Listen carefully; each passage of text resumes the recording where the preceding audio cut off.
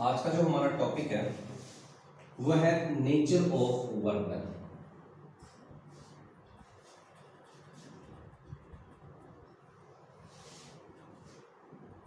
दो टॉपिक्स हैं, दोनों ही अपने आप में बहुत इंपॉर्टेंट है। सबसे पहला जो टॉपिक है वो है नेचर ऑफ वर्क डन। इसका मतलब है जो वर्डन है वो कितने टाइप्स के होते हैं, इसका ये मतलब है। जो वर्डन है वो 3 टाइप्स के होते हैं। सबसे पहले पॉजिटिव वर्डन, पॉजिटिव वर्क डन, ये है पहला टाइप। जो दूसरा टाइप है वो है negative work done, negative work done, ये है दूसरे टाइप का वर्डन। और जो तीसरे टाइप का जो वर्डन है वो है zero work done, zero work done. ये 3 तरीके के वर्डन हैं। अब हमें इन्हीं तीनों तरीके के वर्डन के बारे में डिटेल में पढ़ना है कि कोई भी वर्क पॉजिटिव कब होता है, कोई भी वर्क नेगेटिव कब होता है और कोई भी वर्क जीरो कब होता है। अब जैसे कि मैं तुमसे ये टॉपिक बताने से पहले एक कंसेप्ट पूछता हूँ और वो कंसेप्ट 9th क्लास का है और उस बात का जवाब देना। मान लो मैं अपने सिर पे कोई भी सामान रखता हूँ, मान लो 10 kg का सामान रख दिया, लेट कर लिया, एक सूटकेस है और मैं कुल्ली हूँ। तो मैंने अपने सिर के ऊपर एक 10 kg का एक सूटकेस रखा हुआ है और मैं सीधा जाके किसी भी एक बंदे के घर पे जाके उसको रख के उससे पैसे लेता हूँ, ठीक है, एक कुली का काम करता हूँ, लेट कर लिया। तो अगर मैं अपने सिर के ऊपर सामान रखता हूँ और पैदल चलता हूँ और थक जाता हूँ और मैं कमाई करता हूँ, तो तुम बताओ क्या हमने वर्क किया या नहीं किया? किया, वर्क किया। लेकिन फिजिक्स कहती है कि ऐसे अगर करोगे तो वर्क नहीं कर पाओगे। कैसे नहीं कर पाओगे वो बताऊंगा, लेकिन सबसे पहले है पॉजिटिव वर्क डन। कोई भी वर्क तभी होता है जब फोर्स लगती है और डिस्प्लेसमेंट होता है। अब मान लो ये पेन है, ये पेन रेस्ट पोजीशन पे खड़ा है यहाँ पे। अगर मैं इसके ऊपर कोई फोर्स ही नहीं लगाऊं तो क्या कोई वर्क हो रहा है? कोई वर्क नहीं होगा, क्योंकि फोर्स जीरो, तो force into displacement zero, into displacement zero, work done zero.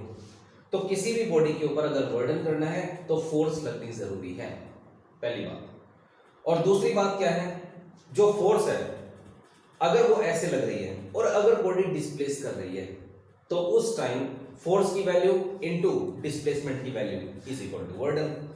तो अगर कभी भी वर्क अगर करना है तो 3 चीजें देखी जाती हैं। वर्डन का जो फॉर्मूला होता है वो होता है एफ एस कोस थीटा, ये जनरल फॉर्मूला होता है वर्डन का। सबसे पहले बात है फोर्स की। वर्डन अगर करवाना है तो फोर्स लगनी जरूरी है, फोर्स अगर नहीं लगेगी तो वर्डन भी नहीं होगा। दूसरी बात है डिस्प्लेसमेंट की।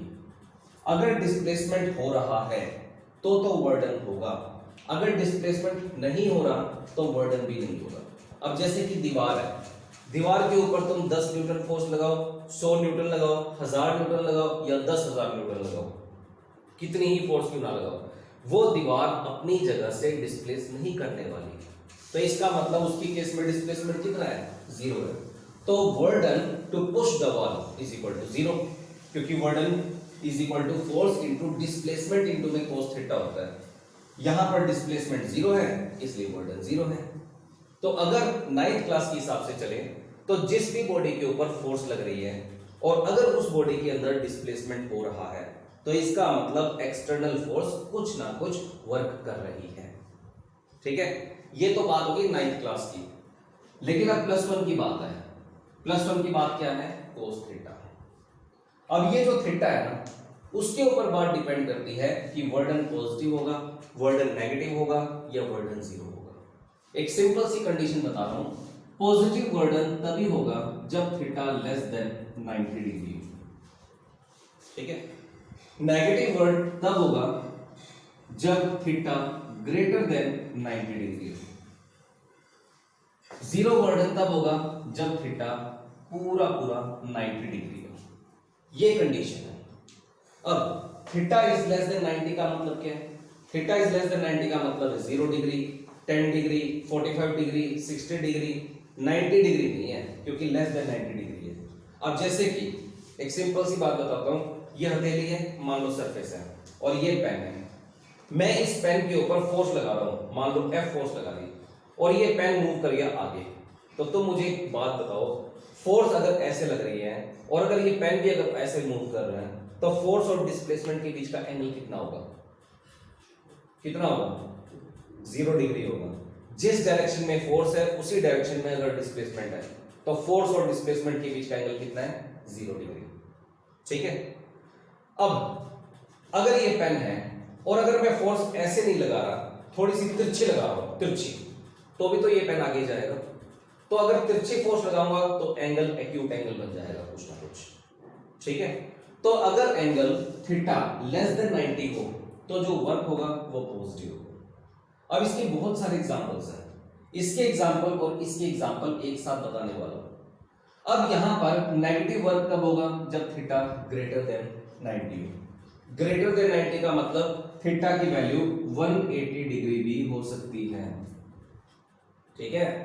अब यहां पर थीटा इज इक्वल टू 180 है, इसका क्या मतलब है?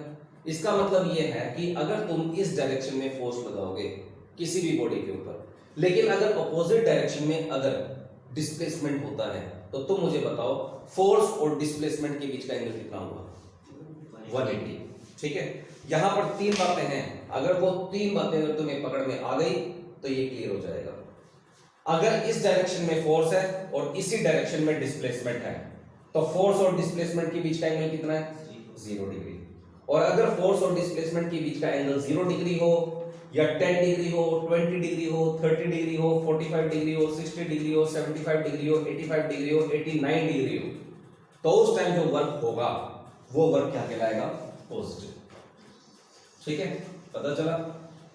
दूसरी बात, अगर फोर्स लग रही है इस डायरेक्शन में और डिस्प्लेसमेंट हो रहा है पीछे, तो फोर्स ऐसे, डिस्प्लेसमेंट ऐसे, फोर्स और डिस्प्लेसमेंट के बीच का एंगल कितना है? 180। 180 डिग्री का मतलब है ग्रेटर देन 90। जरूरी नहीं है कि फोर्स और डिस्प्लेसमेंट के बीच का एंगल हमेशा 180 ही हो, 90 से ऊपर होना चाहिए, चाहे 100 हो, 110 हो, 120 हो, 150 हो, 180 हो। उस टाइम जो वर्डन होगा वो नेगेटिव होगा। ठीक है, ये थी दूसरी बात। तीसरी बात क्या है? लेट कर लिया फोर्स ऐसे है और डिस्प्लेसमेंट नीचे हो रहा है, तो फोर्स ऐसे, डिस्प्लेसमेंट ऐसे, तो फोर्स और डिस्प्लेसमेंट के बीच का एंगल कितना है? 90 डिग्री। या फिर ये कह लो फोर्स नीचे, डिस्प्लेसमेंट सामने, तो वर्डन की वैल्यू, ये जो वर्डन होगा वो कितना होगा? ये थीटा कितना होगा? 90। फोर्स ऐसे, डिस्प्लेसमेंट ऐसे, फोर्स और डिस्प्लेसमेंट के बीच का एंगल 90 डिग्री। तो अगर थीटा की वैल्यू पूरी पूरी 90 होती है, ना कम ना ज्यादा, उस टाइम जो वर्क होगा वो 0 वर्क होगा। पता चला? तो पॉजिटिव वर्क, नेगेटिव वर्क और 0 वर्क, इसके एग्जांपल थोड़े से अलग है। अब मैं तुम्हें एक एक करके एग्जांपल बताता हूं कि पॉजिटिव वर्क कब होगा, नेगेटिव वर्क कहां पर होना है, कैसे हो रहा है, सारी बातों को पकड़ लो। अब इनके एग्जांपल को समझने के लिए सिर्फ दो बात याद रखो। जब थीटा की वैल्यू 0 डिग्री हो, जब थीटा की वैल्यू 0 डिग्री हो, तो उस टाइम ये जो थीटा है लेस देन 90 है या ग्रेटर देन 90 है? लेस देन 90 है। तो थीटा की वैल्यू अगर 0 होगी तो वर्डन क्या होगा? पॉजिटिव या नेगेटिव? पॉजिटिव। ठीक है। हम इस थीटा की वैल्यू को 0 लेकर इसके बहुत सारे एग्जांपल करने वाले हैं। अब थीटा की वैल्यू अगर ग्रेटर देन 90 होगी तो उस टाइम जो वर्क होगा वो 90 होगा।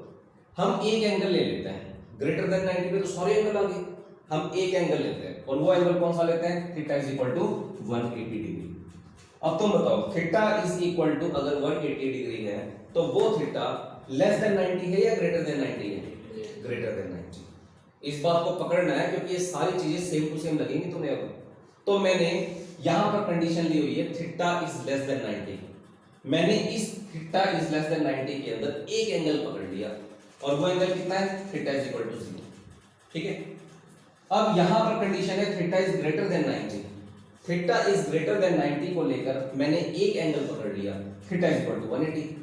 यहां पर थीटा इज इक्वल टू 0 है तो वो लेस देन 90 है, एक एंगल की बात करेंगे हम। थीटा इज इक्वल टू 180 है तो वो ग्रेटर देन 90 है, इसकी भी हम एक एंगल की बात करेंगे। अब हम इन दोनों के एग्जांपल करते हैं। ठीक है। पहला एग्जांपल, ये पेन है, ध्यान से समझना, क्योंकि दोनों ही एग्जांपल एक जैसे लगने वाले हैं। ये पेन मैं अगर इसको छोड़ देता हूं ऐसे, तो ये नीचे आता है। ये नीचे क्यों आता है? कौन खींच रहा है इसको? Force of gravity. ग्रेविटी के कारण ये बॉडी नीचे आएगी। तो अर्थ का जो सेंटर है वो इस पेन को अपनी तरफ खींच रहा है ना, नीचे की तरफ। और ये पेन मूव कहां कर रहा है? आगे पीछे, दाएं बाएं, ऊपर नीचे, कहां मूव करेगा? नीचे। तो ग्रेविटी जो है अर्थ की, वो इस पेन को नीचे की तरफ खींच रही है, बदले में ये पेन नीचे आ रहा है। तो फोर्स ऑफ ग्रेविटी भी नीचे, डिस्प्लेसमेंट भी नीचे, दोनों के बीच का एंगल कितना हुआ? सोचो, 0।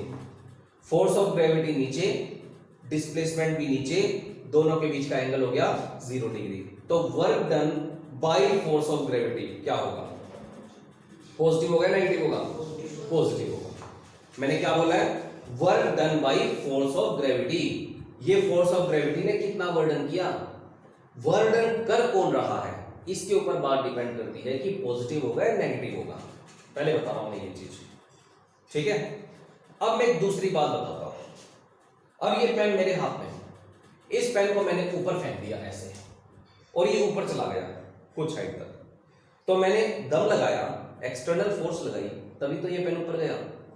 अब एक्सटर्नल फोर्स भी कोई ना कोई वर्क करेगा। फोर्स लगा रहा हूं मैं ऊपर, ठीक है, और पेन जा रहा है ऊपर। तो अगर मैं तुमसे ये पूछूं work done by external force, तो तुम क्या बोलोगे? पॉजिटिव या नेगेटिव? क्या बोलोगे? पॉजिटिव, क्योंकि एक्सटर्नल फोर्स कहां लग रही है? ऊपर, और ये पेन का डिस्प्लेसमेंट कहां हो रहा है? ऊपर। तो एक्सटर्नल फोर्स भी ऊपर, पेन का डिस्प्लेसमेंट भी ऊपर, दोनों के बीच का एंगल कितना हो गया? 0 डिग्री। तो उस टाइम जो एक्सटर्नल फोर्स जितना वर्क करेगा ना, वो भी पॉजिटिव होगा। पता चला? 2 एग्जांपल बताए मैंने पॉजिटिव वर्डन के। अगर मैं इस पेन को छोड़ दूं तो ग्रेविटी इसको खींचेगी, फोर्स नीचे ग्रेविटी की, डिस्प्लेसमेंट बॉडी का नीचे, फोर्स और डिस्प्लेसमेंट के बीच का एंगल 0 डिग्री, जिसके कारण work done by force of gravity वो होगा पॉजिटिव। क्लियर है? दूसरी बात क्या बताई है कि अगर मैं इस पेन को ऊपर फेंक दूं किसी एक्सटर्नल फोर्स F के साथ, तो एक्सटर्नल फोर्स लगेगी ऊपर, पेन जाएगा ऊपर, एक्सटर्नल फोर्स ऊपर, डिस्प्लेसमेंट पेन का ऊपर, दोनों के बीच का एंगल फिर 0। तो उस टाइम अगर मैं तुमसे पूछूं work done by external force, तो तुम क्या बोलोगे? पॉजिटिव या नेगेटिव? पॉजिटिव बोलोगे ना। अब एक तीसरी बात, अब ये पेन यहां पर है, मैं इस पेन को ऊपर फेंक देता हूं, तो क्या ये पेन अपने आप ऊपर जाएगा या मुझे फेंकना पड़ेगा? फेंकना पड़ेगा। तो अगर मैं पेन को ऐसे फेंक रहा हूं तो ग्रेविटी तो इसको नीचे खींचेगी, तभी तो ये हमेशा ऊपर की तरफ नहीं जाता। अगर ग्रेविटी नहीं होती तो थोड़ी सी फोर्स के साथ अगर मैं इस पेन को फेंकता तो वो ऊपर ही ऊपर चलता जाता, लेकिन वो कुछ देर तक ऊपर जाता है, उसके बाद वो नीचे आ जाता है। तो अगर मैं इस पेन को अगर ऊपर फेंकता हूं तो work done by force of gravity क्या बताओगे? पॉजिटिव या नेगेटिव? अब मैं पेन को नीचे नहीं लेके आ रहा, अब मैं पेन को ऊपर फेंक रहा हूं और पूछ रहा हूं तुमसे वर्क डन बाय ग्रेविटी। अगर ये पेन नीचे आ रहा है ऐसे करके, तो फोर्स ऑफ ग्रेविटी इसको खींच रही है, डिस्प्लेसमेंट नीचे हो रहा है, work done by force of gravity positive होता था।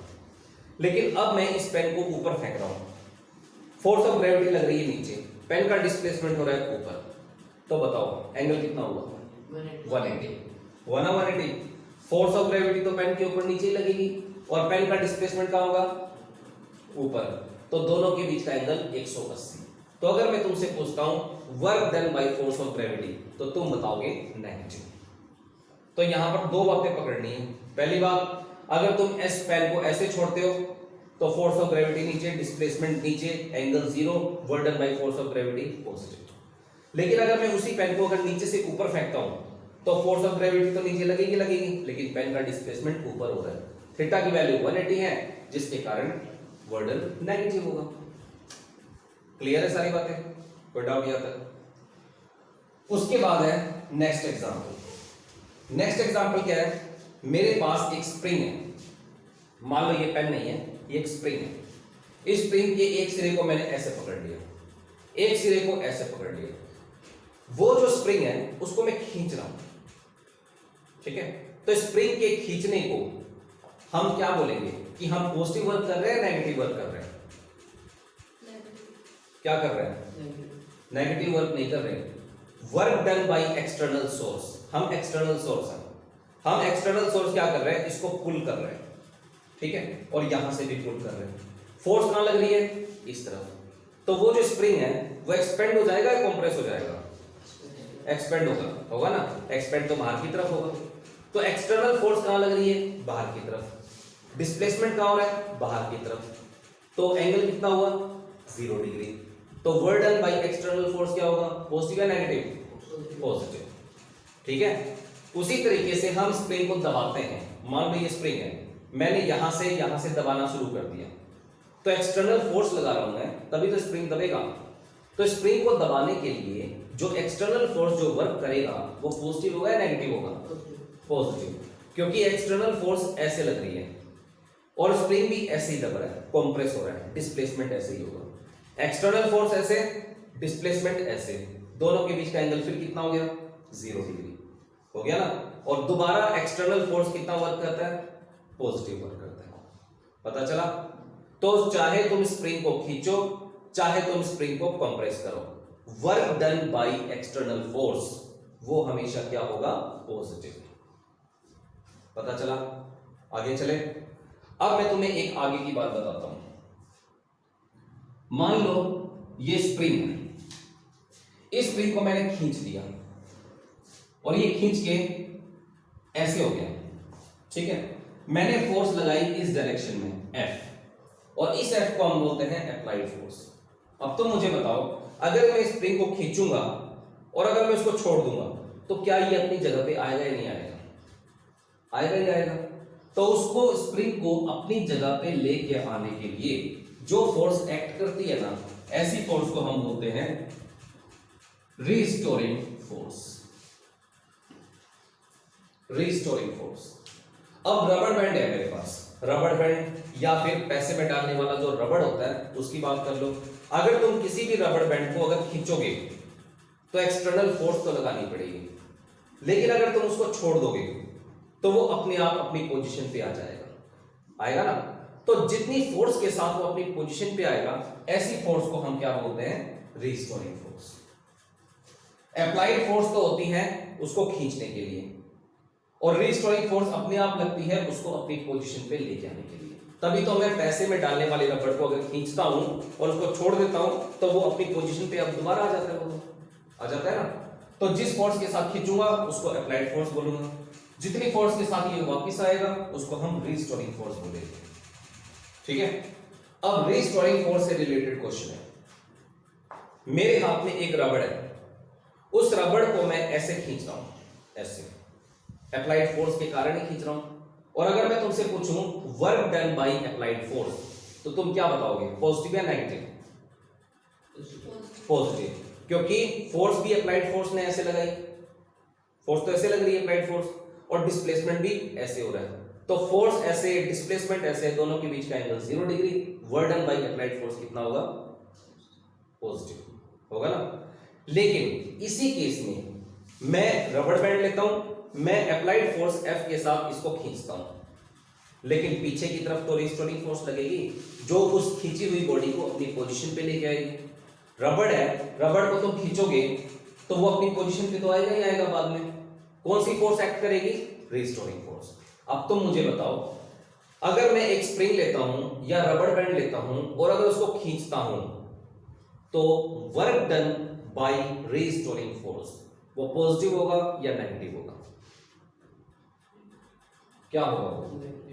नेगेटिव, क्योंकि मैं एक्सटर्नल फोर्स तो ऐसे लगा रहा हूं, रिस्टोरिंग फोर्स कैसे लग रही है? ऐसे। रिस्टोरिंग फोर्स ऐसे लग रही है, लेकिन मैं एक्सटर्नल फोर्स लगा के डिस्प्लेसमेंट ऐसे क्रिएट कर रहा हूं ना। रिस्टोरिंग फोर्स ऐसे, डिस्प्लेसमेंट ऐसे, दोनों के बीच का एंगल कितना हो गया? 180। 180 होने के कारण work done by restoring force क्या हो जाएगा? नेगेटिव। पता चला सारी बातों का। उसके बाद एक एग्जांपल और है, सिंपल सा है। मान लो एक बेंच पड़ा है, उस बेंच को मैं ऐसे सरका रहा हूं, धक्का दे रहा हूं, और ये बेंच यहां से 2 मीटर आगे चला गया। तो तुम बताओ मैंने वर्क पॉजिटिव किया या नेगेटिव किया? पॉजिटिव किया, ठीक है। अब जैसे कि यहां पर एक कुर्सी पड़ी है, कुर्सी को मैंने लात मार दी। लात मारने का मतलब है मैं उस कुर्सी के ऊपर तिरछी फोर्स लगा रहा हूं, तिरछी। जब मैं किसी भी कुर्सी के ऊपर तिरछी फोर्स लगाऊंगा तो जो एंगल बनेगा वो लेस देन 90 होगा ना। तो उस टाइम में जो कुर्सी है वो तो आगे जाएगी। कुर्सी को लात मारोगे तो कुर्सी तो आगे जाएगी। लात मारना मतलब इंक्लाइन फोर्स लगाना, और थीटा की वैल्यू तो लेस देन 90 होनी चाहिए किसी भी पॉजिटिव वर्क को करने के लिए। तो अगर तुम इंक्लाइन फोर्स लगाते हो, और इंक्लाइन का मतलब थीटा की वैल्यू 40-45 डिग्री के आसपास है, और वो बॉडी आगे डिस्प्लेस कर जाती है, तो इसका मतलब वो वर्डन हमेशा पॉजिटिव होगा। ठीक है, बात पता चला। अब एक लास्ट एग्जांपल है पॉजिटिव और नेगेटिव वर्क का। ये एग्जांपल 10th क्लास का है। मान लो यहां पर एक इलेक्ट्रॉन है, ठीक है, यहां पर एक दूसरा इलेक्ट्रॉन है। इन दोनों के बीच की जो डिस्टेंस है वो है r। ये इलेक्ट्रॉन और ये इलेक्ट्रॉन आपस में अट्रैक्ट करेंगे या रिपेल करेंगे? क्या करेंगे? ये एक दूसरे के साथ तो रिपेल करेंगे, क्योंकि ये भी नेगेटिव है और ये भी नेगेटिव है, ये एक दूसरे को रिपेल करेंगे। अब हम क्या करना चाहते हैं? फोर्स ऑफ रिपल्शन तो इस तरफ लग रही है ऐसे, ये है फोर्स ऑफ रिपल्शन, और यहां पर भी क्या लग रही है? Force of repulsion. लेकिन मैं अब इन दोनों इलेक्ट्रॉन्स को पकड़ पकड़ के पास लेके आना चाहता हूं। इस बात को समझना, क्योंकि ये बात दोबारा आएगी घूम के। यहां पर एक इलेक्ट्रॉन है, यहां पर एक इलेक्ट्रॉन है, दोनों इलेक्ट्रॉन्स के बीच में जो डिस्टेंस है वो है r। तो दोनों के बीच में फोर्स ऑफ रिपल्शन लग रही है इस डायरेक्शन में। इसके ऊपर तो लग रही है ऐसे, और इसके ऊपर लग रही है ऐसे। फिर भी मैं इन दोनों इलेक्ट्रॉन्स को पकड़ के पास लाना चाहता हूं, इसको ऐसे, इसको ऐसे। तो मुझे वर्क करना पड़ेगा। वो वर्क अगर मैं करूंगा, वो वर्क पॉजिटिव होगा नेगेटिव होगा? क्या होगा? वो work done by external source क्या होगा? वो इस इलेक्ट्रॉन को मैं पास लेके जा रहा हूं, इस इलेक्ट्रॉन को भी मैं पास लेके जा रहा हूं। मैं फोर्स तो अंदर की तरफ लगा रहा हूं ना, और डिस्प्लेसमेंट भी अंदर की तरफ हो रहा है। फोर्स अंदर की तरफ, डिस्प्लेसमेंट अंदर की तरफ। फोर्स और डिस्प्लेसमेंट के बीच का एंगल फिर हो गया 0 डिग्री। तो work done by external force वो हो जाएगा पॉजिटिव। ठीक है, work done by external force positive. अब बात है work done by force of repulsion की। फोर्स ऑफ रिपल्शन कहां लग रहा है? अपोजिट डायरेक्शन में। लेकिन मैं इलेक्ट्रॉन को पकड़ के पास लेके आ रहा हूं। इसका डिस्प्लेसमेंट कहां हो रहा है? इस तरफ। इसका डिस्प्लेसमेंट कहां हो रहा है? इस तरफ। अगर मैं तुमसे बोलूं work done by force of repulsion, तो तुम क्या बताओगे? पॉजिटिव या नेगेटिव? नेगेटिव, क्योंकि फोर्स ऑफ रिपल्शन लग रहा है ऐसे, इलेक्ट्रॉन की डिस्प्लेसमेंट हो रही है ऐसे। तो रिपल्सिव फोर्स और डिस्प्लेसमेंट के बीच का एंगल दोबारा कितना हो गया? 180। तो उस time work done by force of repulsion वो होगा नेगेटिव। तो यहां पर दो बातें बताई हैं कि वर्क कर कौन रहा है। एक तो हम है, work done by external source. External source जो फोर्स लगाएगा वो भी अंदर की तरफ, डिस्प्लेसमेंट होगा वो भी अंदर की तरफ। तो work done by external source क्या होगा? पॉजिटिव। लेकिन एक लग रहा है force of repulsion. Force of repulsion लग रहा है अपोजिट डायरेक्शन में, इलेक्ट्रॉन्स आ रहे हैं पास। तो फोर्स ऑफ रिपल्शन ऐसे, डिस्प्लेसमेंट ऐसे, दोनों के बीच का एंगल कितना हो गया? 180। तो work done by force of repulsion वो हो जाएगा नेगेटिव। तो यहां पे दो बातें बताई हैं, work done by external source वो होगा positive, work done by force of repulsion वो होगा नेगेटिव। क्लियर है? पता चला? अब लास्ट एग्जांपल, मैं चल रहा हूं, अगर मैं स्ट्रेट पाथ में अगर चल रहा हूं और वो मेरी डायरेक्शन है चलने की, तो फ्रिक्शनल फोर्स की डायरेक्शन कौन सी होगी? अपोजिट होगी। ठीक है, अब मैं अगर चलूंगा तो मुझे तो दम लगाना पड़ेगा, थोड़ा सा जोर तो लगाना पड़ेगा ना चलते हुए। तो एक्सटर्नल सोर्स मैं हूं, मैं ऐसे जा रहा हूं और मैं ही दम लगा रहा हूं। तो तुम बताओ, चलते हुए work done by external source वो पॉजिटिव होगा नेगेटिव होगा? पॉजिटिव, क्योंकि एक्सटर्नल सोर्स मैं हूं, मैं फोर्स इसी डायरेक्शन में लगा रहा हूं और इसी डायरेक्शन में मैं आगे बढ़ रहा हूं। तो work done by external source वो पॉजिटिव होगा ना। लेकिन जब मैं आगे बढ़ूंगा तो फ्रिक्शनल फोर्स पीछे लगेगी। अगर मैं तुमसे पूछता हूं work done by frictional force, तो तुम क्या बताओगे? नेगेटिव, क्योंकि फ्रिक्शनल फोर्स पीछे, डिस्प्लेसमेंट मेरा आगे, दोनों के बीच का एंगल दोबारा कितना हो गया 180। तो उस time work done by frictional force वो होगा नेगेटिव। तो वर्क डन पॉजिटिव होगा या नेगेटिव होगा वो इस चीज के ऊपर डिपेंड करता है कि वर्डन कर कौन रहा है। अगर एक्सटर्नल सोर्स वर्क कर रहा है तो वर्डन पॉजिटिव, अगर फ्रिक्शनल फोर्स वर्क कर रहा है तो वर्डन नेगेटिव। पता चला सारी बातों का। तो ये थी दो बातें। अब एक तीसरी बात, जब थीटा 90 डिग्री हो तो जीरो वर्क होता है। अब इसके तीन एग्जांपल्स हैं, तीन। पहला एग्जांपल कुली वाला। मान लो एक कुली है और वो कुली अपने सिर के ऊपर सामान रख के आगे बढ़ता है। मान लो ये रेलवे स्टेशन है और वहां पर उस बंदे का घर है जिसका सामान वो कुली उठाएगा। तो वो क्या करता है, सामान रखता है। अगर वो सिर के ऊपर सामान रखता है तो फोर्स कहां लगेगी, नीचे लगेगी ना, नीचे, और वो आगे बढ़ेगा उसके घर की तरफ। फोर्स लग रही है नीचे, डिस्प्लेसमेंट हो रहा है सामने, तो फोर्स और डिस्प्लेसमेंट के बीच का एंगल कितना होता है 90 डिग्री। तो थीटा 90 हो गया तो कोस 90 कितना होता है 0। तो वर्डन कितना हुआ 0।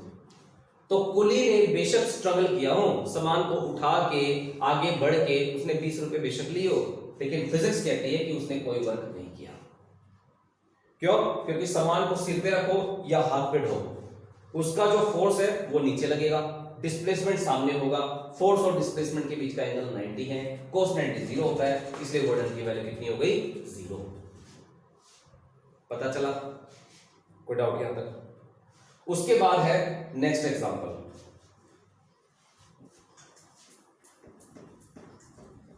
नेक्स्ट एग्जांपल थोड़ा सा अलग है, ध्यान से समझना, और ये चीज आ चुकी है पीछे। मेरे पास एक रस्सी है, ये रस्सी के इस सिरे को मैं अपने हाथ से पकड़ लेता हूं, लेकिन इस दूसरे सिरे के साथ मैं पत्थर टाई करता हूं, ठीक है, और इस पत्थर को मैं गोल गोल घुमाता हूं, और इस पत्थर के घूमने की जो डायरेक्शन है वो ऐसे है, ठीक है। अब तो मुझे बताओ, अगर घूमते घूमते पत्थर अगर यहां पर आ गया और अगर मैं यहां पर अगर टेंजेंट को ड्रॉ करूंगा तो ये टेंजेंट हमें हमेशा में क्या बताएगा, डायरेक्शन बताएगा, ये बताएगा डिस्प्लेसमेंट। अब जैसे कि पत्थर घूम रहा है, पत्थर घूमते घूमते, मान लो पत्थर ऐसे घूम रहा है, ठीक है, पत्थर ऐसे घूमते घूमते पत्थर यहां पर आया और मैंने रस्सी छोड़ दी या रस्सी टूट गई या पत्थर निकल गया, तो ये पत्थर कहां जाएगा, सामने तो जाएगा, जाएगा ना। सोच के देखो, ये पत्थर ऐसे घूम रहा है, पत्थर घूमते घूमते मान लो यहां पर आ गया, यहां पे मैंने रस्सी छोड़ दी, तो ये पत्थर कहां जाएगा, टेंजेंट की तरफ जाएगा, नहीं जाएगा, जाएगा ना। वो जो टेंजेंट होगा वो डिस्प्लेसमेंट हमें देगा। तो इस पॉइंट के ऊपर इस पत्थर की जो डायरेक्शन है वो हमें टेंजेंट बताता है। तो मैंने इस पॉइंट के ऊपर टेंजेंट को ड्रॉ करके डिस्प्लेसमेंट शो कर दिया, ठीक है। अब बात है सेंटर की। ये सेंटर है और इस सेंटर पे मैंने इस रस्सी को पकड़ा हुआ है, तो तुम बताओ सेंट्रीपिटल फोर्स कहां लगेगी। अब ये पत्थर घूम रहा है और किसी भी बॉडी को घुमाने के लिए सेंट्रीपिटल फोर्स का तो लगना जरूरी है, और उस सेंट्रीपिटल फोर्स की डायरेक्शन क्या होगी, सेंटर की तरफ या सेंटर से अवे, सेंटर की तरफ। सेंट्रीपिटल फोर्स को मैंने एफसी से लिख दिया, ठीक है। अब तो मुझे बताओ, अगर मैं तुमसे पूछता हूं work done by centripetal force, तो वो क्या बताओगे, सेंट्रीपिटल फोर्स ऐसे, डिस्प्लेसमेंट ऐसे, टेंजेंट और रेडियस के बीच का एंगल हमेशा 90 होता है। ये चीज तुमने 10th क्लास की थ्योरी में पढ़ी होगी, ठीक है। तो यहां फोर्स ऐसे, डिस्प्लेसमेंट ऐसे, दोनों के बीच का एंगल 90 डिग्री है। तो अगर मैं तुमसे पूछता हूं work done by centripetal force, तो तुम क्या बताओगे, पॉजिटिव, नेगेटिव या जीरो, क्योंकि थीटा 90 है और कोस 90 0 होता है, तो वर्डन सेंट्रीपिटल फोर्स ने कुछ किया ही नहीं। पता चला? ये एग्जांपल है इसका। उसके बाद एक और एग्जांपल है सिंपल पेंडुलम का, वो लास्ट एग्जांपल है, उसके बाद ये टॉपिक खत्म। मान लो ये सीलिंग है, सीलिंग के साथ एक धागा बंधा हुआ है ऐसे, और इस धागे के साथ यहां पर एक लोहे की बॉल बंधी हुई है जिसको हम फिजिक्स की भाषा में बॉब कहते हैं। मैंने इसके ऊपर लगाई फोर्स, और ये जो बॉब है वो यहां पर आ गया ऐसे, और यहां पर क्रिएट हो गया एंगल थीटा। ठीक है, अब रस्सी के अंदर जो खिंचाव होगा उस खिंचाव को हम टेंजेंट बोलते हैं, सॉरी टेंजेंट नहीं, टेंशन बोलते हैं। तो ये रस्सी थी, रस्सी के अंदर एक खिंचाव था जिसको हम टेंशन बोलते हैं। इस रस्सी के अंदर भी खिंचाव होगा, इसको हम टेंशन बोलेंगे। किसी भी बॉडी के अंदर जो खिंचाव होता है उसको तो हम बोलते हैं थ्रस्ट, ठीक है, लेकिन रस्सी के अंदर जो खिंचाव होता है उसको हम बोलते हैं टेंजेंट। ये याद रखना। और मेरे हाथ में रस्सी है, मैं उसको खींच रहा हूं, जो खिंचाव पैदा होगा ना उसको हम टेंशन बोलेंगे। तो ये रस्सी ही तो है, धागा बोल दो रस्सी बोल दो एक ही बात है। इस रस्सी के अंदर जो खिंचाव पैदा होगा वो होगा अपोजिट डायरेक्शन में, और यहां पर ये लग रही है टेंशन। ठीक है, ये फोर्स है। अब यहां पर ये बो पहले तो अपनी इस पोजीशन पे था, इसको हम बोलते थे मीन पोजीशन, और अगर मैंने इसके ऊपर फोर्स लगाई और ये चला गया यहां पे, और इसको हम बोलेंगे एक्सट्रीम पोजीशन। तो तुम बताओ क्या ये सारी जिंदगी एक्सट्रीम पोजीशन पे रहेगा या नीचे आएगा? नीचे आएगा। तो उसको नीचे लेके कौन आएगा? Restoring force. रीस्टोरिंग फोर्स ऐसी फोर्स होती है जो बॉडी को अपनी पोजीशन पे लेके आने की कोशिश करती है। ठीक है, अब ये बॉल, ये जो बॉब है वो यहां पर था, अप्लाइड फोर्स मैंने लगा दी इसलिए। अब ये बॉब अप्लाइड फोर्स के कारण यहां पर आ गई, थीटा एंगल बन गया, लेकिन ये यहां पर सारी जिंदगी तो रहेगी नहीं।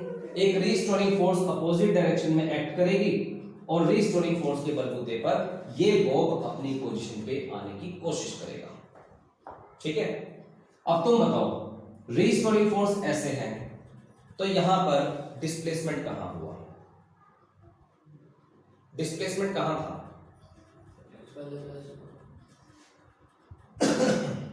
सोचो, रीस्टोरिंग फोर्स ऐसे है, और अगर मैं तुमसे पूछूं work done by restoring force तो तुम क्या बताओगे?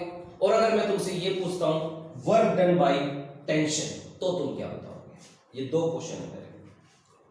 सबसे पहले तो पहले क्वेश्चन का जवाब दो। Work done by restoring force क्या होगा? पॉजिटिव होगा, नेगेटिव होगा या जीरो होगा? नेगेटिव नहीं होगा, पॉजिटिव होगा। Work done by restoring force, इस बॉडी के ऊपर रीस्टोरिंग फोर्स कहां एक्ट कर रही है? नीचे कर रही है ना, नीचे। और इसका जो डिस्प्लेसमेंट है वो कहां हो रहा है? नीचे। ये जो बॉब है वो नीचे ही तो आ रहा है, किसके कारण? रीस्टोरिंग फोर्स के कारण। तो रीस्टोरिंग फोर्स नीचे लगेगी, डिस्प्लेसमेंट भी नीचे होगा, तो दोनों के बीच का एंगल कितना हो गया? जीरो। तो जीरो cos जीरो कितना होता है? 1। तो उस टाइम जो वर्क होगा वो पॉजिटिव होगा, लेकिन वो वर्क करेगा कौन? Restoring force. तो अगर मैं तुमसे ये पूछता हूं work done by restoring force तो तुम क्या बताओगे? पॉजिटिव, नेगेटिव या जीरो? पॉजिटिव बताओगे ना। लेकिन अगर मैं तुमसे यहां पर ये पूछता हूं वर्क डन बाय टेंशन तो वर्क क्या होगा? पॉजिटिव, नेगेटिव या जीरो? जीरो, क्योंकि डिस्प्लेसमेंट कहां हो रहा है? नीचे की तरफ। यहां पे ये जो बॉब है जो अपनी एक्सट्रीम पोजीशन पे आ गया था, अब वो डिस्प्लेसमेंट करके अपनी मीन पोजीशन पे तो आएगा ही आएगा। टेंशन कहां लग रही है? ऊपर की तरफ। तो टेंशन और डिस्प्लेसमेंट के बीच का एंगल कितना हो गया? 90 डिग्री। और cos 90 कितना होता है? जीरो। ठीक है, तो वर्क डन बाय टेंशन वो तो गया जीरो, लेकिन work done by restoring force वो गया पॉजिटिव। तो इसमें वर्क डन पॉजिटिव होगा, नेगेटिव होगा, जीरो होगा, ये डिपेंड करता है कि वर्क कर कौन रहा है। ठीक है, उसी के आधार पे हम ये कह सकते हैं कि वर्क डन पॉजिटिव होगा, नेगेटिव होगा या जीरो होगा। यहां पर भी दो बातें थी, डिस्प्लेसमेंट ऐसे, रिस्टोरिंग फोर्स ऐसे। रिस्टोरिंग फोर्स ने कितना वर्क किया? पॉजिटिव। टेंशन ने कितना वर्क डन किया? टेंशन ऐसे, डिस्प्लेसमेंट ऐसे, दोनों के बीच का एंगल 90, तो टेंशन ने कितना वर्क किया? जीरो। पता चला? कोई डाउट याद है? उसके बाद है नेक्स्ट टॉपिक, इंटरेस्टिंग टॉपिक है, थोड़ा सा मुश्किल है, थोड़ा सा आसान है। इंटीग्रेशन का यूज होगा इसमें। Work done by variable force, work done by variable force. अब हम वेरिएबल फोर्स की बात करेंगे। वेरिएबल फोर्स का मतलब किसी भी बॉडी के ऊपर लगने वाली जो फोर्स है वो बार बार चेंज कर रही है। अभी तक हमने क्या किया, अभी तक हमने सिर्फ एक बात पढ़ी कि फोर्स लग रही है, डिस्प्लेसमेंट हो रहा है, वर्डन हो रहा है, चाहे पॉजिटिव हो, चाहे नेगेटिव हो, चाहे जीरो हो, हमने यही पढ़ा। लेकिन अब जो हम बॉडी के ऊपर फोर्स लगाएंगे ना वो चेंज करेगी। कभी तो लगा दी मैंने 10 न्यूटन, कभी लगा दी मैंने 12 न्यूटन, कभी लगा दी मैंने 15 न्यूटन, कभी लगा दी मैंने 25 न्यूटन, कभी कर दी मैंने 100 न्यूटन, कभी घटा के कर दी मैंने दोबारा 15 न्यूटन। तो घटा बढ़ा के हम फोर्स लगाएंगे और उसी के हिसाब से डिस्प्लेसमेंट होगा, ठीक है। और उसी के हिसाब से हम बताएंगे कि वर्क डन क्या होगा, कैसे निकालेंगे। बस इतना याद रखो, अब जो फोर्स लग रही है वो अगर 20 न्यूटन लग रही है तो 20 न्यूटन ही नहीं लगेगी। अब 20 से 21 भी हो सकती है, 21 से 25 भी हो सकती है। वेरिएबल फोर्स है। वेरिएबल फोर्स अगर लगती है तो वर्क डन क्या होगा, पॉजिटिव होगा, नेगेटिव होगा या जीरो होगा, वही चीज हमें देखनी है। इसके अंदर एक ग्राफ है,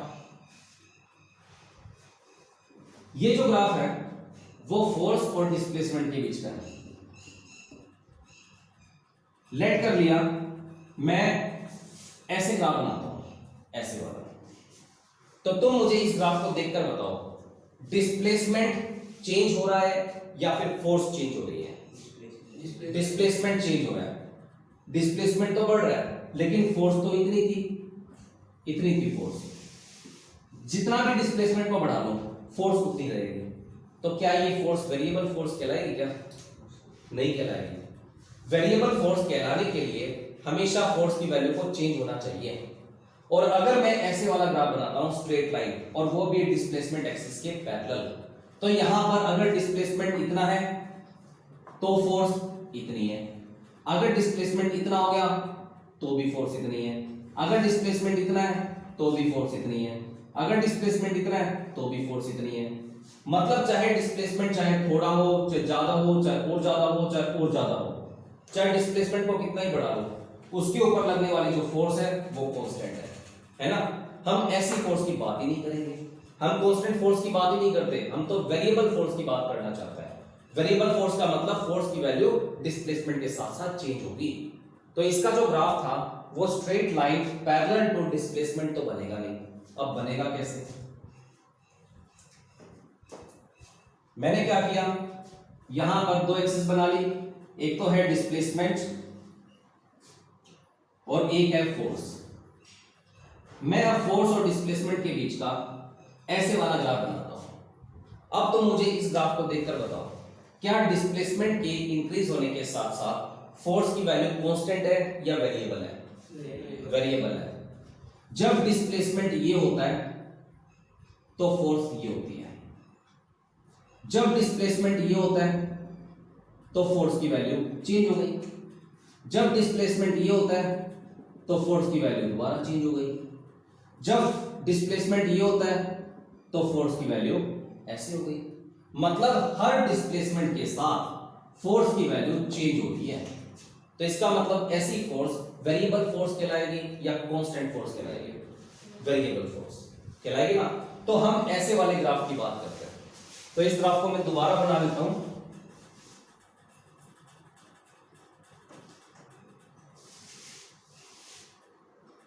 मैंने ग्राफ को बना दिया ऐसे, ठीक है। तो यहां पे इस पॉइंट को हम बोलते हैं ग्राफ का स्टार्टिंग पॉइंट, और यहां पर इस पॉइंट को हम बोलते हैं ग्राफ का एंडिंग पॉइंट। जब ग्राफ यहां से स्टार्ट होता है तो इसका जो डिस्प्लेसमेंट होता है वो होता है एक्स ए, ठीक है। वैसे ही पॉइंट मान लिया, ए बी सी भी मान सकते हो, एक्स ए एक्स बी एक्स सी भी मान सकते हो, वाई जेड भी मान सकते हो, डजंट मैटर। तो यहां पर ये जो स्टार्टिंग पॉइंट है ग्राफ का, इसके कोरिस्पोंडिंग जो डिस्प्लेसमेंट है वो इतना है एक्स ए, ठीक है। और जब ग्राफ खत्म हो जाता है यहां पे, तो उस टाइम उसका जो डिस्प्लेसमेंट होता है वो होता है एक्स बी। जब ग्राफ की स्टार्टिंग होती है तो डिस्प्लेसमेंट इतना एक्स ए, जब ग्राफ की एंडिंग होती है तो डिस्प्लेसमेंट यहां से लेकर यहां तक इतना एक्स बी। तो ये जो एक्स ए से लेकर एक्स बी है ना, ये लिमिट है, लिमिट। एक्स ए से ग्राफ शुरू हो रहा है और एक्स बी पे ग्राफ खत्म हो रहा है, बाउंड्री है ये। तो तो ये याद रखना, ये लिमिट है एक्स ए से लेकर एक्स बी, ये होगी लोअर लिमिट और ये होगी अपर लिमिट। पता चला? उसके बाद मैं इस ग्राफ के केस में वर्ग निकालना चाहता हूं, वर्ग। तो ध्यान से सुनना मेरी बात। अब मैं क्या करता हूं, यहां पे इसको नाम दे देता हूं। सबसे पहले इसको दे दिया ए, इसको दे दिया बी, इसको दे दिया सी, इसको दे दिया डी, वो भी कैपिटल्स में। मैंने क्या किया, अब अपनी तरफ से कंस्ट्रक्शन की। अपनी तरफ से कंस्ट्रक्शन करने का मतलब है मैं यहां पर एक छोटा सा स्लाइस काट लेता हूं, छोटा सा स्लाइस। अब जैसे कि ब्रेड होती है, ब्रेड के बीच में से एक स्लाइस काटते हैं, बिल्कुल वैसे ही ये जो ग्राफ है ना, इस ग्राफ के ऊपर मैंने एक स्लाइस काट लिया, ये वाला। ये तो हो गया छोटा सा डिस्प्लेसमेंट और ये होगी फोर्स। अब ये जो स्लाइस है एक तरीके से एक रेक्टेंगल की तरह है ना, तो रेक्टेंगल की एक लेंथ भी होती है, रेक्टेंगल की एक ब्रेड्थ भी होती है। ये जो ब्रेड्थ होगी वो तो एक छोटा सा डिस्प्लेसमेंट होगा, उस छोटे से डिस्प्लेसमेंट को मैंने क्या बोल दिया, dx। ये बात मैंने तुम्हें बताई हुई है, अगर किसी भी वेरिएबल के आगे d लग जाए तो वो स्मॉल को रिप्रेजेंट करती है, बताया था। ये तो इस रेक्टेंगल की होगी ब्रेड्थ। अब इस रेक्टेंगल की जो लेंथ है, ये वाली लेंथ, ये एक तरीके से इस y एक्सिस को रिप्रेजेंट करती है, और y एक्सिस के अंदर क्या है, फोर्स। तो ये जो लेंथ है ना, ये डिपेंड करती, ये फोर्स को रिप्रेजेंट करती है। तो यहां पर ये जो ग्राफ है, इस ग्राफ के अंदर मैंने एक स्लाइस काट लिया, ये वाला स्लाइस। अब इसको नाम दे दो, स्मॉल ए, small B, small C, small D. तो यहां पर ये जो स्लाइस है वो एक तरीके से रेक्टेंगल का काम करेगा, रेक्टेंगल का। अब रेक्टेंगल है तो यहां पर ये जो चीज है जिसको हम विड्थ बोलते हैं, ब्रेड्थ बोलते हैं, ये एक डिस्प्लेसमेंट को शो करेगा dx, और ये इसकी जो लेंथ है वो फोर्स को रिप्रेजेंट करेगी। पता चला? कोई डाउट यहां तक? मैंने अपनी तरफ से ये स्लाइस बनाया हुआ है, अपनी तरफ से। अब हम इसके अकॉर्डिंग फॉर्मूले लिखेंगे। फॉर्मूला, जनरल फॉर्मूला क्या होता है, वी नो दैट जो वर्डन होता है उसका एक जनरल फॉर्मूला होता है, फोर्स इनटू में डिस्प्लेसमेंट होता है। ये फॉर्मूला, x का मतलब है डिस्प्लेसमेंट, f का मतलब है अप्लाइड फोर्स, फोर्स को डिस्प्लेसमेंट के साथ मल्टीप्लाई कर दूंगा तो वर्डन आ जाएगा। ठीक है? अब बात ये है कि अगर ये डिस्प्लेसमेंट छोटा है तो ये वर्डन भी छोटा होगा, अगर ये डिस्प्लेसमेंट बड़ा होता तो ये वर्डन भी बड़ा होगा। तो इसी को हम क्या लिख सकते हैं, वी कैन राइट, अगर ये x है, अगर x को मैं छोटा मान लूं, यानी x को मैंने dx मान लिया और फोर्स में उतनी ही रखता हूं, तो उस टाइम जो वर्डन होगा वो dw होगा। ये बात मैंने तुम्हें अभी बताई, अगर x छोटा है तो उसके अकॉर्डिंग वर्डन भी छोटा होगा, अगर x बड़ा है तो उसके अकॉर्डिंग वर्डन भी बड़ा होगा। अगर x को मैं dx लिखूंगा तो वर्डन को मैं dw लिखूंगा। dx का मतलब छोटा सा डिस्प्लेसमेंट करवाने के लिए हमें छोटा सा वर्डन ही तो करना पड़ेगा। अगर मुझे यहां से पड़ोस में जाना है, थोड़ा सा डिस्प्लेसमेंट करना है, तो थोड़ा सा ही तो वर्डन करना पड़ेगा। लेकिन अगर मुझे वैष्णो देवी की पहाड़ियां चढ़नी हो, ज्यादा डिस्प्लेसमेंट करवाना हो, तो मुझे ज्यादा वर्डन करना पड़ेगा। ठीक है? तो अगर x को मैंने dx लिख दिया तो w को मैं dw लिखूंगा। पता चला? लेकिन कभी भी हमें dw नहीं चाहिए होता, हमें चाहिए होता है w। तो अब हम इन दोनों का क्या करेंगे, integration. Integrate both side, integrate both side, दोनों तरफ इंटीग्रेशन कर दो। ये dw था, ये f dx था। ठीक है? मैंने क्या किया, यहां पर भी इंटीग्रेशन कर दिया, यहां पर भी इंटीग्रेशन कर दिया। ठीक है? अब यहां पर लगाओ इंटीग्रेशन की लिमिट। यह है x a इनिशियल लिमिट और यह है x b फाइनल लिमिट। तो लिमिट तुम क्या लगा दोगे, x a से लेकर x b, ये लिमिट तुमने लगा दी। हमेशा लिमिट राइट साइड में लगती होती है, लेफ्ट साइड में कभी लिमिट मत लगाना। ठीक है? तो इस तरीके से लिमिट लगा दी। अब dw का इंटीग्रेशन मैंने तुम्हें बताया था, x का डेरिवेटिव होता है dx, तो dx का इंटीग्रेशन क्या बताया था, x। उसी तरीके से dw का इंटीग्रेशन क्या होगा, w। तो यहां पर w और यहां पर f इंटू dx और यहां पर लिमिट x a से लेकर x b, इसको दे दिया इक्वेशन नंबर 1। कोई डाउट यहां तक? क्लियर है सारी बातें? उसके बाद हम ये रेक्टेंगल लेंगे और इसके एरिया की बात करेंगे। In rectangle A B C D, in rectangle A B C D मुझे चाहिए इसका area, area of A B C D. Rectangle छोटा है ए बी सी डी, मैंने क्या किया, ये रेक्टेंगल ले लिया ए बी सी डी, और इस रेक्टेंगल के अंदर मैं इस रेक्टेंगल का एरिया लेना चाहता हूं, तो उसका फॉर्मूला कितना हो जाएगा, लेंथ इंटू में ब्रेड्थ। इस रेक्टेंगल की जो लेंथ है वो है एडी, इंटू में इसकी जो ब्रेड्थ है वो है डीसी, तो इंटू में डीसी, यही होगा एडी। तुम बताओ एडी की वैल्यू किसके बराबर है, एफ के बराबर है, तो मैंने यहां पर एडी की जगह पर क्या लिख दिया, एफ। अब बात है डीसी की, ये डीसी की वैल्यू मैंने कितनी लेट की हुई है, डीएक्स, इंटू में डीएक्स, ठीक है। तो यहां पे area of A B C D वो किसके बराबर आ गया, एफ डी एक्स, इसको दे दिया इक्वेशन नंबर 2। कोई डाउट यहां तक? यानी हम एफ इंटू डी एक्स को क्या लिख सकते हैं, area of A B C D लिखा जा सकता है। अब इस फॉर्मूले के अंदर इक्वेशन नंबर 1 के अंदर ये जो एफ इंटू डी एक्स है इसकी जगह पर तुम लिख दोगे area of A B C D. Put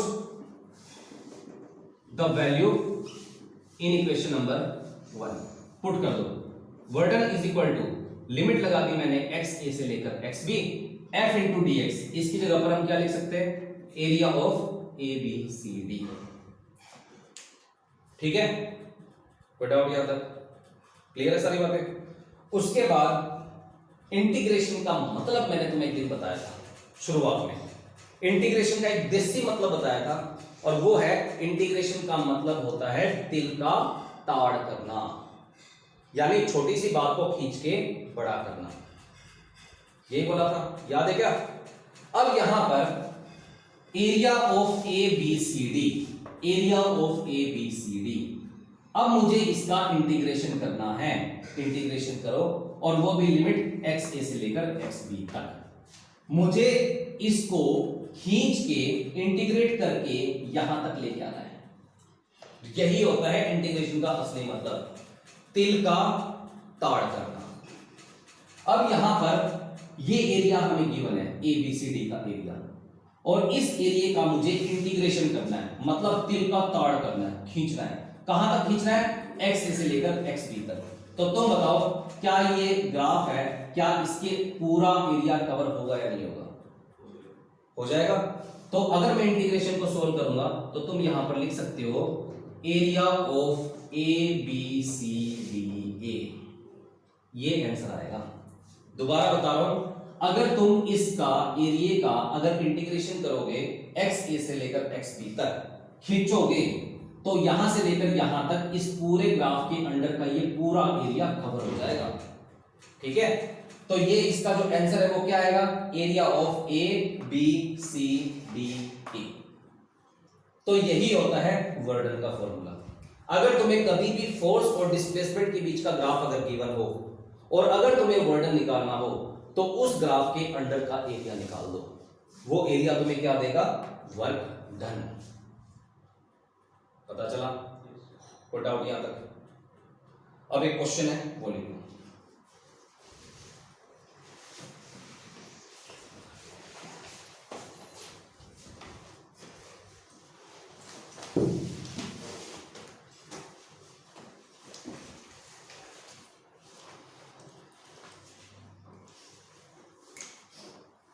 दो क्वेश्चन दे रहा हूं, दोनों ही करने, दोनों ही आसान है।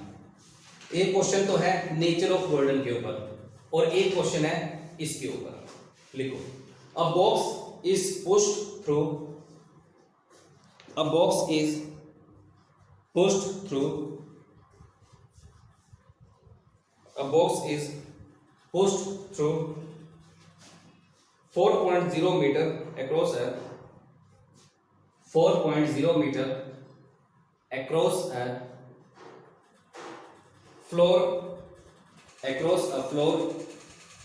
offering 100 Newton resistance across a floor FLOOR. offering 100 Newton resistance, offering 100 Newton resistance, full stop.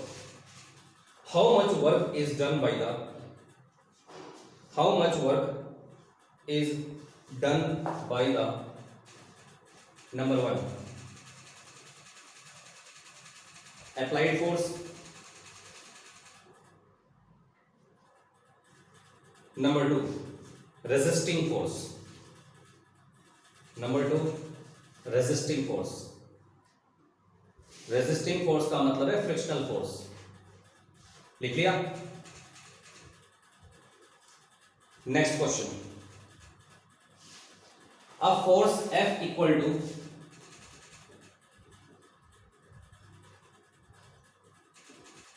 A force F equal to, ये वाला लिख लो, 10 plus 0.50x, 10 plus 0.50x acts on a particle in x direction, acts on a particle in x direction, in x direction, full stop. Here F is in meter, sorry, F is in Newton, here F is in Newton and x is in meter, and x is in meter, full stop. Find the work done by this force, find the work done by this force during a displacement from, during a displacement from x is equal to 0, from x is equal to 0 to x is equal to 2 meter, from x is equal to 0 to x is equal to 2 meter. ये दो question है, ये homework है, ठीक है। इस पूरे topic को नोट करो, कॉपी से ही करना है टॉपिक, बुक से नहीं करना, नोट करो।